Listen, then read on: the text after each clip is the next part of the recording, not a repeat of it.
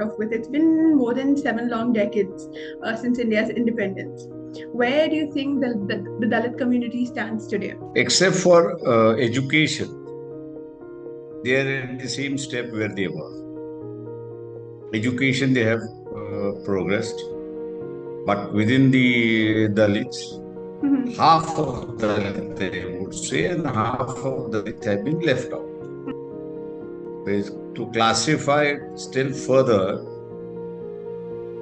those who left the Hindu fold progressed, and those who did not leave the Hindu fold have not progressed. That's where the situation stands as it is. What do you think, apart from their internal differences, what do you think their biggest challenge will be here? India's biggest challenge in the upcoming elections? Setting up their own playground, not playing on RSS BJP's playground. They should build, or they should develop their own playground by their own narratives, by their own issues. So having just one Dalit in power doesn't change the whole equation. About forming an alliance with PRS in Maharashtra, you said you are open to parties who are willing to join, right? What would be your conditions if that would be the case? What would be the conditions that you set for PRS? You can't put the cart before the horse. Are you looking at Telangana polls? See, we are looking at Telangana because it's a very high time that the Ambedkarites make their presence felt in all the states. So our first question for you will be, so a very basic question I'm going to start off with. It's been more than 7 long decades since India's independence. Where do you think the Dalit community stands today? Except for education, they are at the same step where they were. Education, they have progressed, but within the Dalits, half of Dalit, they would say, and half of Dalit have been left out. To classify it still further, those who left the Hindu fold progressed, and those who did not leave the Hindu fold have not progressed. That's where the situation stands as it is. Looking at the upcoming, yes, conversion has basically helped them in doing away with mental slavery.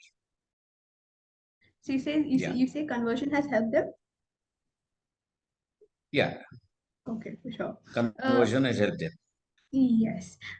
So moving on to my next question, I wanted to speak to you a little bit about the upcoming Lok Sabha elections in the country, right? I want to know what your take on the Grand Opposition Alliance of India is. India? Yes. INDIA. That is. India still has to mature. In fact, if I have to put it that way, in the sense that 2 meetings have taken place, one in Patna and one in Bangalore. Yes. The third one is scheduled in Mumbai. And the seriousness which should have been there is missing. I don't have the exact number of parliamentary constituencies where the bypoll should have taken. But at least there are 7 or 8 assembly seats where the bypoll is necessary before September. And the election commission has gone on with the program for the by-elections, where the law says that within 6 months, the vacancy has to be fulfilled. Same goes for the parliament also. There are 3 or 4 seats, if I'm not wrong, where the sitting member has expired somewhere in February, March. Now, if you take 6 months, it ends in September 30th. So there is a catch over here, which India as a front has either missed it, or does not want to take it into consideration. So that's what I'm saying, that the seriousness has still to come out.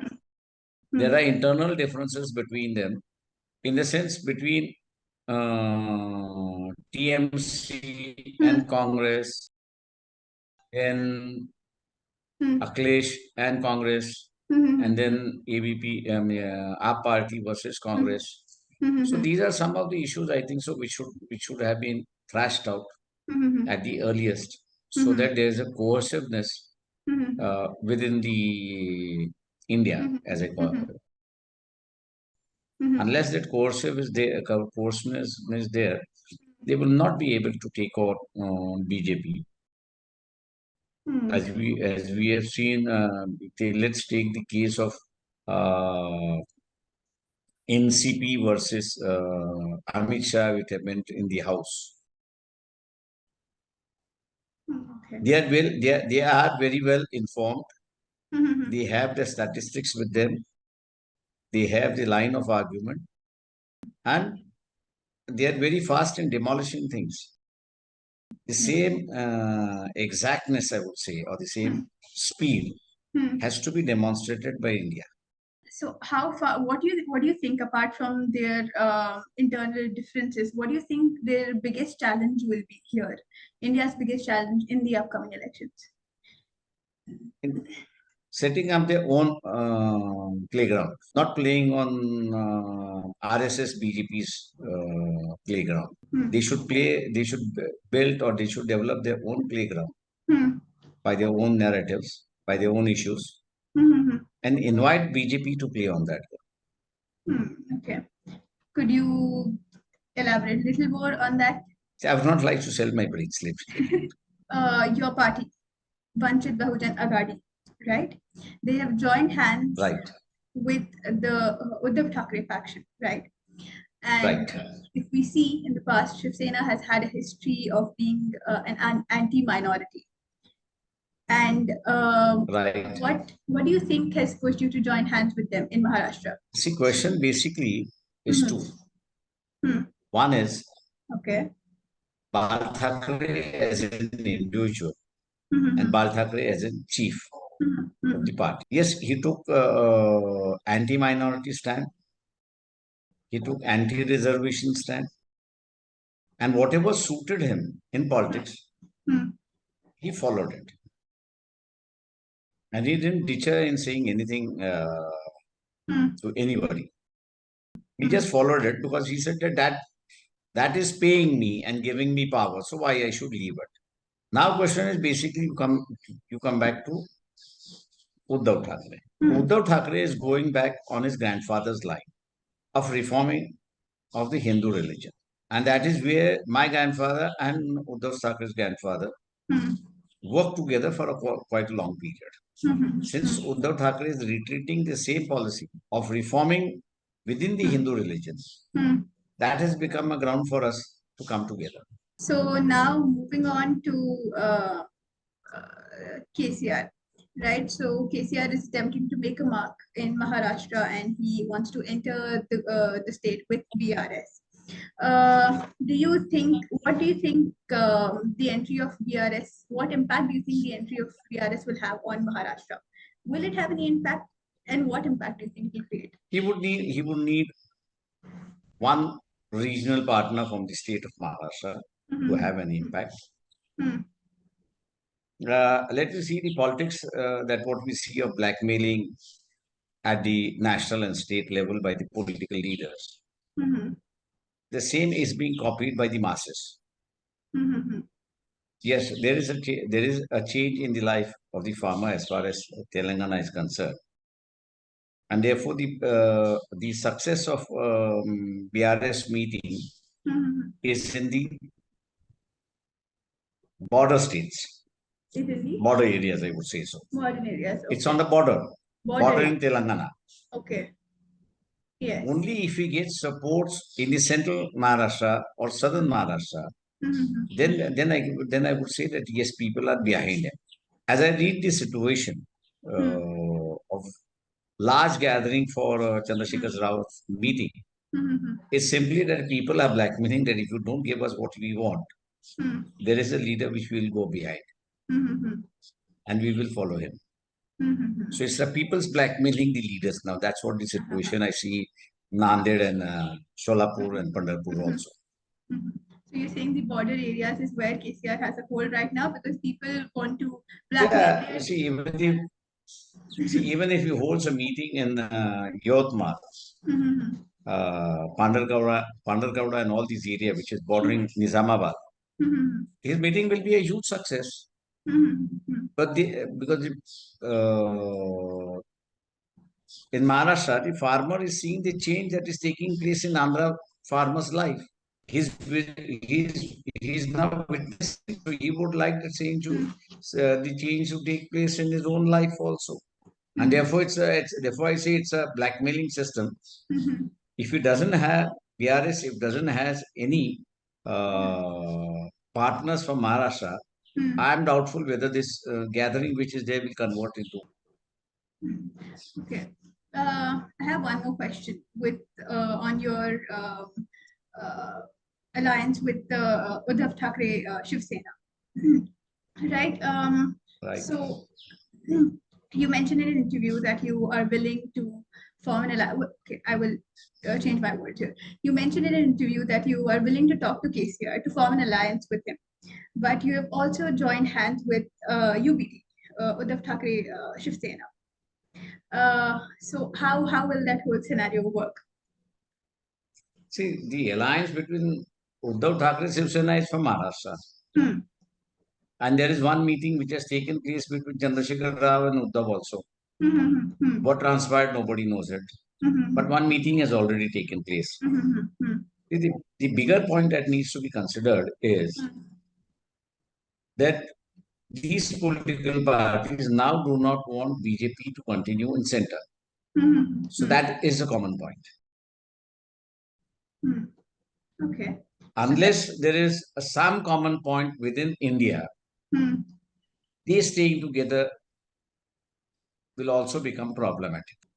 So the Shiv Sena is a part of the MVA, which includes the Congress. So does that mean that you are okay to work with the Congress to an extent? No, you see, we are in alliance with Shiv Sena. Our alliance with Shiv Sena continues. Now it's Congress which has to work. Congress and NCP, they have to work the alliance with us. As we said that we are very open for an alliance with all those fronts who are going to oppose BJP in 2024 parliamentary elections. So you are open to joining India? Yeah, yes, very well. If they invite, we will join. Okay. My next question for you is that, okay, so BRS and Telangana, right? You have appreciated KCR's efforts for farmers and for Dalits as well. My question to you is that a lot of his critics to date have accused him of trying to appease the upper caste Hindus. And despite promising a Dalit CM, none of his cabinet ministers, there's not even a single Dalit in his cabinet currently. As a tall leader of the community, how do you view this? How do you see this? See, minister or a development, you have to make a choice.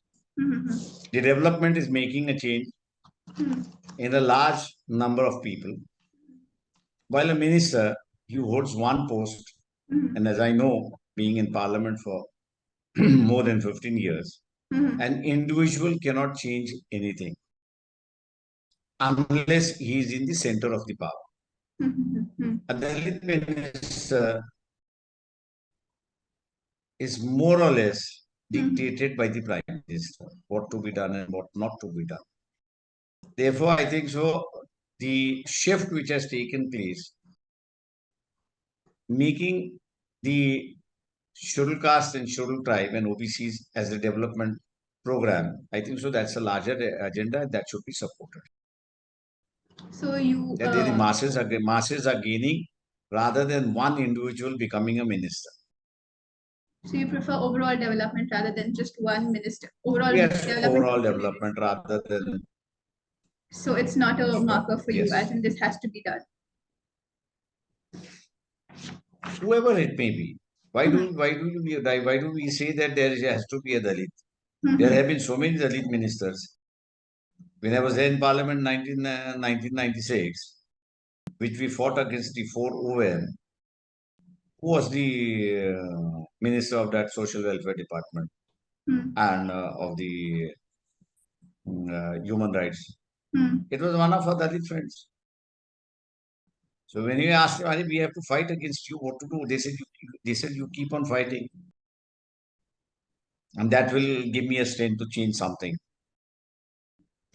So having just one Dalit in power doesn't change the whole equation. You need power to change the whole equation. Okay, so on your plans of expanding the BBA. Okay, before I go on to that, I have one more question for you. In your recent one of your recent interviews, you said that if the BRS had started their expansion a year ago, they would have been in a better position, and there was a ground for building alternative earlier. Can you please elaborate on that? Is the BRS too late right now? Yeah, it's now too late. Let me put it across because within the next 2.5 months or 3 months, we'll be facing parliament elections. As it seemed before the assembly election, that's a reading of mine. That's my reading of this equation. Because if you lose the state, then you can't get the center. So, on this background, I think so the parliament elections will be earlier than the state elections. And as I said that the space that go open, Rajasthan was open, Haryana was open, Madhya Pradesh was open, Chhattisgarh was open.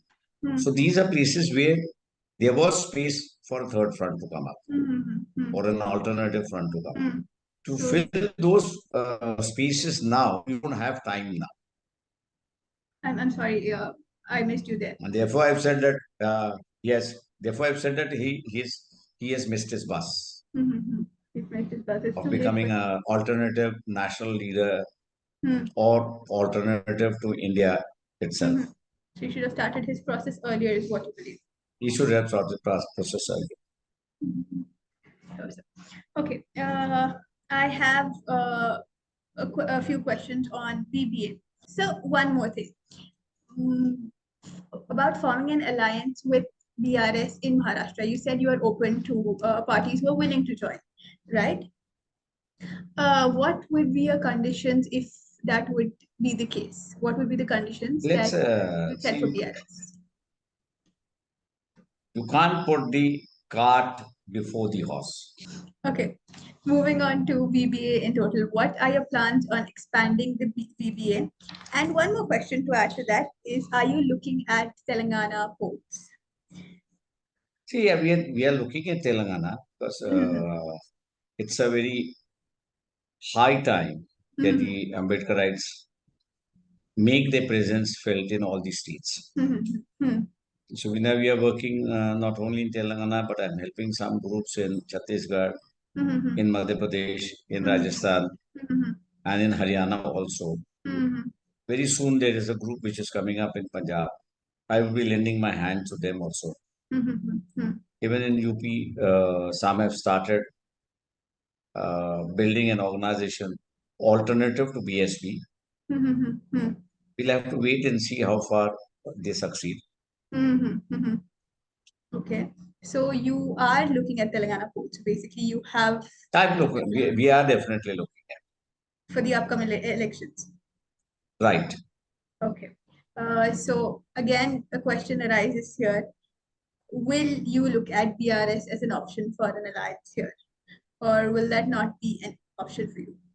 No, we are looking. See, whoever is against BJP-RSS, we are open for alliance with them.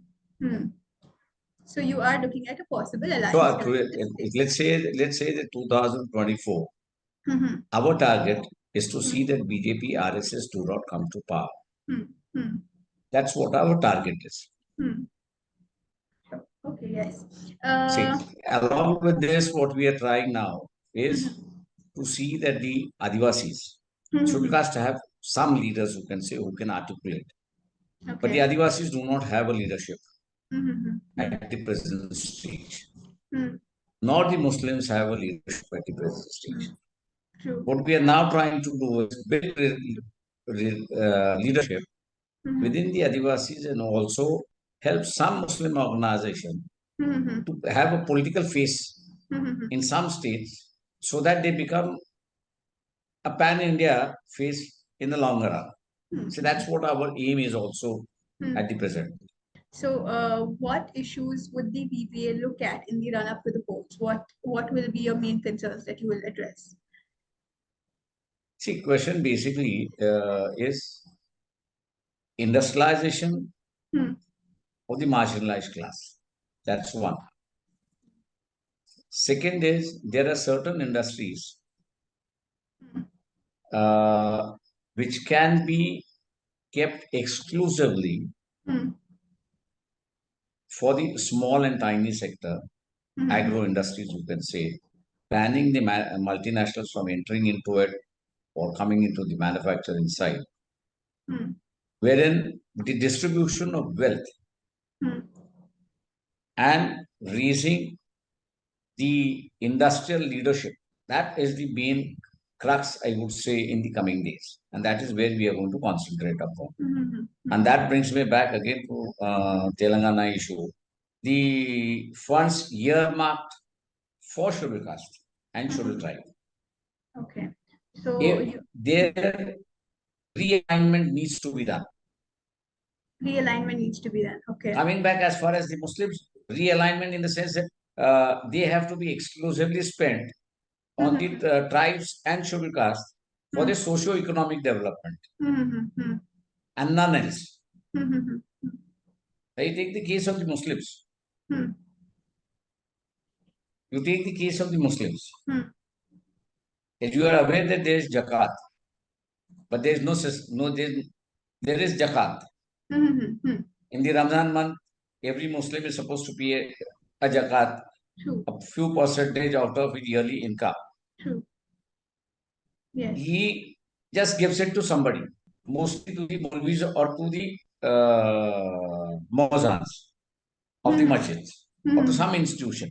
There is no collection system. If you quantify that amount which is given by the Muslim class who is in business or doing some other things, it's a very huge amount. If that is very properly collected and spent, as like you see the Muslims asking for that, all those lands which belong to the Muslims, Waqf land as they call it. Yes. If that fund is used, they say, for rent or anything, whatever is there, the government should need not spend on the Muslim education. From these funds, development can take place. You see, there are many things I think so which should be channelized, organized, and put in a proper perspective so that the community and the society develops as a whole. That's how we are looking at the situation. There's a next issue which is the farm laborers issue. Economically, if you ask me, we have landed ourselves in the same class as US, Russia, England, France, or any other country. So, give me one moment. Their economy has become stagnant. So, if you could give me one moment, please, I would like you to repeat yourself. I was unable to hear you throughout. You were talking about farm labor. Fine. I'll repeat that. Yes. Yeah. See, farm labor is one class. If they are made economically stronger, they become the purchasing class. Okay. And once you have a purchasing class, then you have the industrial development taking place. At the present stage, the middle class as quantified by Manmohan Singh, which is about 22 crores. 22 crore is the family whom we said is a middle class. I take that as a base mark and say that this class is not a purchasing class. This class is a satisfied class. Their wants are satisfied, their needs are satisfied, their necessities are satisfied. Even luxury-wise, they are satisfied. Therefore, they are not the buying class. And therefore, what happens in US, what happens in France, what happens in England, that if there is no buying, they have a recession. The same is happening in India. Only because we are not able to raise the 38% of the population which is living below poverty line If we take 5% of the population within next 5 years is brought above poverty line, they become your purchasing class. And there your economy revives and survives. India is totally different from the Europe as far as economically that's concerned. And therefore, these are things I think so which need to be put across. And I think so we are in a better position to it because we represent the have-nots in this country. Okay. So you said farm labor, and so this will be your focus for in the run up to the polls. Yeah, redistribution of wealth will be redistribution of wealth and farm labor. Yes. Okay. Okay, one question that I wanted to ask you: what has been the most frequently asked question to you these days? What is the one question that you keep getting and are tired of answering now? Is it, that is one thing. Why you are not tying up with Congress? The question is question is basically it's a one-sided love affair. You can put it. We want to go with Congress, but Congress is not ready to come along with us. So it's now Congress has to say politically why they are not ready to come along with us. Should be Congress. They have to explain this question. Yes, for sure. So, one question that I have for you: what did Dr. B.R. Ambedkar's alliance with the Muslim League achieve? And in the same vein, what do you think your previous alliance with the AIMIM achieved? What did they do for you? What did it do for you? What did See, basically, if you say with the Muslim League, the alliance was in the second roundtable conference. That was a totally different alliance between two intellectuals and two honest persons. True that. When it came to MIM, yes, let me put across, he missed a bus throughout his life of becoming a second Jinnah. The present situation is that the Muslims themselves believe that the Hindus will not vote for them. But we saw to it that they win in a constituency which neither Congress nor NCP could defeat Sena BJP alliance 7 times.